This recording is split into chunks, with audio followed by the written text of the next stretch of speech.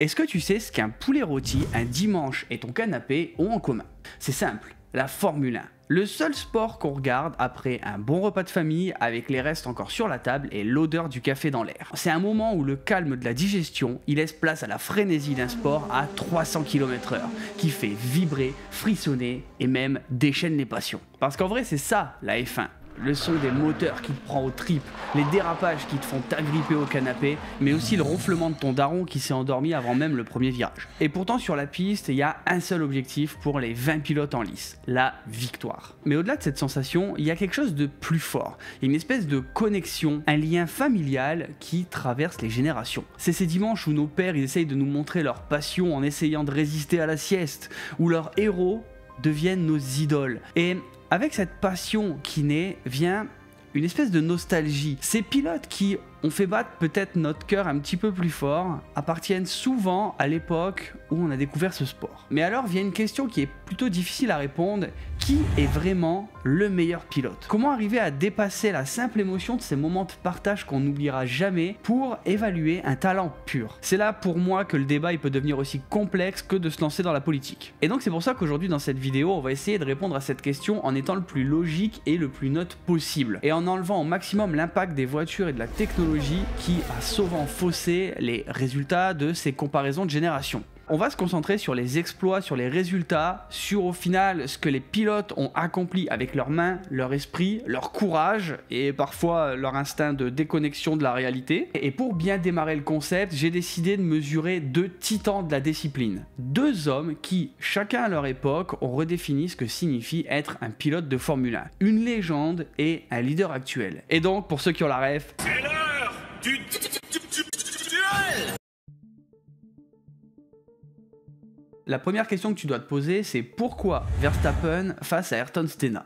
D'abord, le nombre de titres. 3 couronnes mondiales chacun, symbole de leur domination dans les meilleures années. On verra pour Verstappen d'ici les prochaines courses, mais au moment où je parle, il a encore que 3 couronnes. Ensuite, leur âge qui sont plutôt similaires. Verstappen, à 26 ans, il a déjà marqué l'histoire, tout comme Senna, qui, au même âge, avait déjà conquis le monde de la F1. Mais c'est aussi leur façon de piloter qui les rapproche. Un mélange de talent brut, d'agressivité, et aussi cette soif insatiable de victoire qui les a rendus inoubliables. Deux icônes, deux générations, deux champions, mais une question, qui serait le meilleur entre les deux? Par contre, attends, avant de donner ton avis en commentaire et de te lâcher, moi j'ai tout un programme pour t'aider à avoir ton avis. Mais ce que tu peux faire avant, c'est t'abonner pour ne pas rater les prochains concepts et les prochaines vidéos. Ça serait plutôt pas mal. Bref, pour ce comparatif, comme je te l'ai dit, on va laisser au maximum de côté l'impact des voitures. On va se concentrer sur l'essentiel. Les taux de victoire, la constance sur le podium, leur capacité à briller sous la pression et les moments de pur pilotage. Mais une chose aussi importante, l'héritage qu'ils laissent derrière eux. Et donc voilà ce qui va permettre pour moi de départager ces deux pilotes. J'ai quand même envie de rajouter un petit disclaimer. On va rester dans la bonne humeur. Et le but ici, c'est de s'amuser en sachant que, quoi qu'on fasse, il y aura toujours une part d'imagination dans ces comparaisons. Alors prenez une bonne respiration, c'est parti. On va commencer par, j'ai envie de te dire à la base, le taux de victoire de ces pilotes. Ce chiffre, bon, c'est simple. Il représente le pourcentage de courses que chaque pilote a remporté par rapport au nombre total de grands prix qu'il a disputé. C'est un peu quand même l'indicateur clé de leur efficacité sur la piste et de leur place dans la compétition. Si on commence par Senna, sur 161 courses disputées, il en a gagné 41. Ça nous donne donc un taux de victoire de 25,5%. Mais ce chiffre, il dit pas tout. Repense par exemple à ses victoires à Monaco, ce circuit où clairement il a régné en maître, poussant ses voitures à la limite, mais pas que, aussi ses adversaires. Ces victoires, c'était pour ceux qui l'ont vécu de la pure magie pour les yeux, un mélange de précision et limite de folie qu'il arrivait à contrôler. Et de l'autre côté, on a un Max Verstappen qui, en 2024, après 206 courses, donc au moment où je tourne la vidéo, il affiche 62 victoires, soit un taux de 31,3%. C'est quand même un chiffre qui est impressionnant, on est d'accord. C'est résultat d'une montée en puissance folle au sein d'une écurie qui a su exploiter à fond son potentiel. Verstappen, il n'a pas seulement appris à gagner, il a appris à dominer avec Red Bull. Ces victoires d'ailleurs, elles sont pas le fruit du hasard. Elles sont le résultat d'un travail méthodique, d'une constance hors du commun, même sous une pression maximale.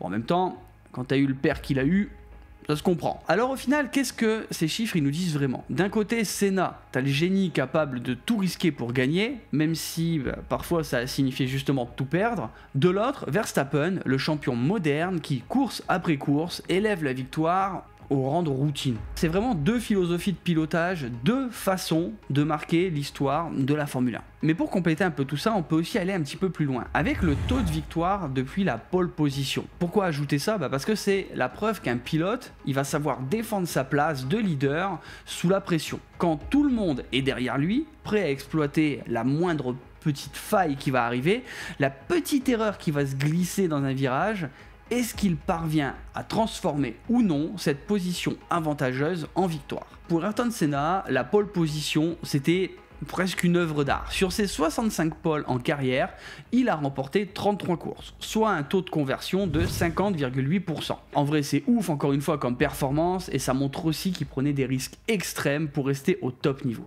Être en pole position pour Senna, c'était un moment d'intensité où la limite, elle était si proche que s'il la franchissait, c'était pas synonyme de deuxième place, c'était synonyme de la fin de la course. Max Verstappen de son côté, il a un style qui est beaucoup plus calculateur. Sur ses 40 poles, il en a converti 24 en victoire, soit un taux de 60%. On peut dire que pour lui aussi, il arrive à maintenir son niveau de performance et qu'il laisse en fait peu de place à l'imprévu. Son contrôle de la course, même en partant devant, c'est devenu une signature de son palmarès. Mais on peut encore aller un petit peu plus loin dans les stats, c'est le but de cette vidéo, en donnant maintenant leur taux de podium tout court.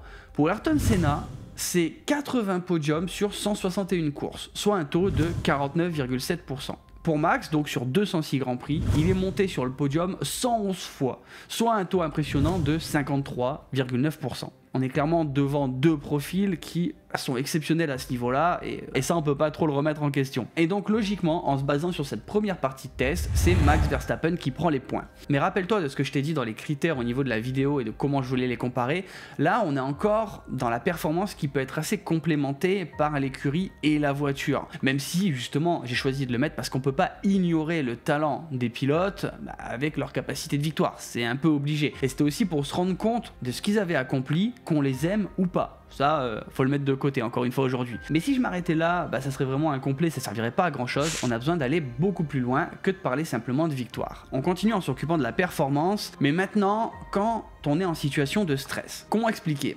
Par exemple, quand on se retrouve en fond de grille et qu'on n'a pas le choix que soit de remonter ou d'abandonner, on va se retrouver face à des pilotes carrément en état de grâce, c'est-à-dire qu'ils vont devoir jouer entre le stress d'un événement, retrouver leur sang-froid, sans se laisser déconcentrer par la situation ou les petites choses qui peuvent arriver encore pendant la course. On commence par Senna. Il était quand même réputé pour ses départs fulgurants et sa capacité à remonter le peloton. Un exemple marquant, c'est le Grand Prix du Japon en 1988, où après un départ manqué, le reléguant à la 14e position, il a effectué une remontée spectaculaire pour remporter la course et assurer justement son premier titre mondial. Je pense qu'il y a énormément de personnes qui se rappellent de ce moment-là. Verstappen de son côté, il a également démontré une aptitude exceptionnelle à remonter une grille, et ça très récemment parce que le dernier exemple, il remonte au Grand Prix du Brésil 2024 où ça en est une illustration frappante. Il est parti en 17e position entre les pénalités, une qualif ratée et une voiture pas très compétitive à ce moment-là depuis quelques Grands Prix, et pourtant il a su gérer tout ça habilement sous des conditions météorologiques difficiles pour au final s'imposer et marquant ainsi l'une des remontées les plus impressionnantes de sa carrière, et peut-être aussi simplement de la Formule 1. Et donc ces pilotes, ils ont montré une capacité extraordinaire à réaliser ces remontadas, mais pour moi on peut pas oublier les performances de Senna qui font que au vu des courses et des analyses que j'ai faites avec mon petite opinion, ça va lui laisser légèrement le dessus et il va remporter le point. Et justement, qui dit remontée, dit aussi pilotage dans des conditions extrêmes. Et c'est là où, au final, la course elle est plus égale que jamais, car sous la pluie, la puissance de la voiture n'est rien. Et en particulier, si tu sais pas la maîtriser. Et c'est là où il y a des jours où le talent seul, il suffit pas. Des jours où la pluie, elle s'abat sur la piste, où le vent souffle, où le contrôle de la voiture, ça devient au final plus un acte de survie ou de chance aussi, je crois. Et donc ces conditions extrêmes, ils révèlent les vrais maîtres de la discipline, ceux qui savent transformer le chaos en opportunité. Ayrton Senna, bon, il était juste surnommé le maître de la pluie. Déjà voilà, hein, on va pouvoir par exemple citer Donington en 93 qui est un peu son chef-d'œuvre. Parti 5ème, il a pris la tête en un seul tour, glissant avec une aisance surnaturelle sur une piste détrempée. Senna, c'était en vrai cette capacité à lire la piste comme personne, à sentir chaque goutte d'eau sur son casque et sur sa voiture et pouvoir en tirer parti. Sous la pluie, il y a beaucoup de personnes qui disaient qu'il était inhumain, presque mystique. Verstappen, il a quand même prouvé qu'il était de la même trempe. Repense au Brésil en 2016, des conditions apocalyptiques, la voiture qui part en aquaplaning et pourtant Verstappen, il arrive à remonter le peloton avec des manœuvres que peu oseraient. On peut aussi citer l'Allemagne en 2019 où il a gardé son calme pendant que d'autres, littéralement, partaient dans tous les sens. Et là, peut-être que je m'avance dans ce que je dis, mais Verstappen, c'est justement cette nouvelle génération héritée de ces fameux maîtres de la pluie, tu vois, avec un sens du pilotage aiguisé et une confiance absolue en leur capacité à triompher des éléments. Bon, peut-être que je vais un peu loin, mais t'as compris l'idée. Par rapport à ce que je viens de te dire, bien que Verstappen il soit réputé pour être très efficace en conditions extrêmes et il ait aussi montré son talent, Senna pour moi c'est un peu la base, tu vois, il garde l'avantage. Son surnom de maître de la pluie, justement, il n'est pas donné à la légère et ses performances, elles restent pour moi des références inégalées. Parce que certes, j'étais un peu trop petit pour le voir courir, mais avec tout ce que j'ai pu voir en me renseignant, il y a une espèce de lien presque spirituel, tu vois, avec lui dans ces moments-là, et ce qu'il place, j'ai envie de dire, un peu au-dessus de notre cher Max. Donc le point, il sera pour lui. Bon, maintenant, on va quitter un petit peu la performance pure pour arriver à un autre critère qui est pour moi aussi important. J'ai appelé ça le taux de controverse. C'est un peu le prix de l'audace. Certains pilotes en F1, ils n'hésitent pas à franchir la ligne pour obtenir la victoire, quitte à s'attirer les foudres des fans, des équipes adverses ou parfois même des commissaires de course. Et c'est là où leur agressivité se heurte aux limites de la compétition et où le pilotage devient un jeu de nerfs autant qu'un défi de vitesse. Et Senna, ok, son nom, il est synonyme de génie, mais souvent aussi de controverses justement. Et faut pas oublier par exemple Suzuka en 1989 et l'année d'après en 1990, deux accrochages avec Prost qui sont entrés dans la légende, mais aussi dans les annales des décisions polémiques. Pour Senna, tout valait le coup si ça signifiait gagner. Et sa rivalité avec Prost, ponctuée de moments de tension extrême, c'est quand même devenu l'une des plus célèbres histoires de la Formule 1. Et ce qu'on peut dire, c'est que ces choix, ils ont souvent divisé les fans. Mais le plus important dans tout ça, c'est que Senna, il a toujours assumé ce qu'il faisait. Pour lui, c'était une question d'honneur et de passion. Et puis aujourd'hui, on a Max Verstappen. Dès son arrivée en F1, il a bousculé les codes, ne serait-ce que par l'âge où il a commencé à piloter dans cette catégorie. You were born in 97? Yeah. Jeez. Silverstone 2021, il restera gravé dans les mémoires. L'accrochage avec Hamilton, il a tellement provoqué un débat houleux sur la responsabilité et la dangerosité de son pilotage. Et il faut savoir qu'il a même admis récemment avoir encore des séquelles de cet accident. Bref, Verstappen, c'est un style impitoyable, parfois assez borderline, qui a évolué avec le temps, mais qui n'a jamais perdu de sa force. Abu Dhabi 2021, c'est probablement l'une des finales les plus controversées et qui a laissé un goût plutôt amer à certains, limite traumatisant, vu les commentaires qu'on peut voir qui montrent qu'il y en a qui s'en ont toujours parmi.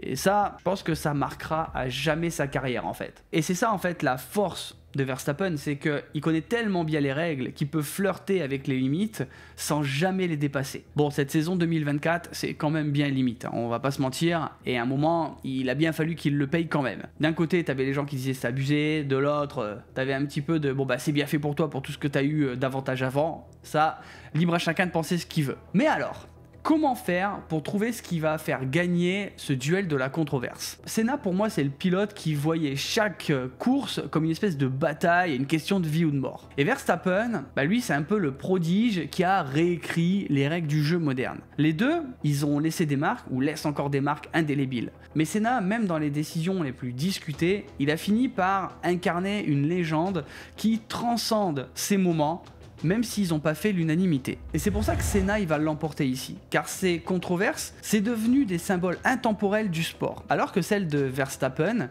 elles sont déjà encore très récentes et polarisent davantage en mettant en avant surtout les décisions de la FIA en sa faveur, plutôt que son propre comportement. Et c'est ça pour moi qui donne l'avantage à Senna, parce que lui, bah, au moins il assumait et il allait à fond dans ses décisions. C'était pas des petits coups de vis, tu vois ce que je veux dire? Pour continuer ce comparatif, et je voulais arriver justement sur un point qui était encore plus important, qui est l'héritage et l'impact du pilote dans la discipline. Et ça se mesure pas seulement en victoire ou en statistiques, mais dans l'empreinte qu'il laisse dans le sport et qui va transmettre aux générations futures. C'est ce qu'on va arriver à ressentir des années après, quand les souvenirs deviennent en fait des légendes. Ayrton Senna, c'est une icône qui est intemporelle. Sa mort tragique à Imola en 94, elle a marqué le monde entier, transformant ce pilote en une espèce de légende spirituelle qui est le reflet de la Formule 1 et de ses dangers. Pour des millions de fans, Senna, c'est pas juste un pilote, c'est un symbole de courage,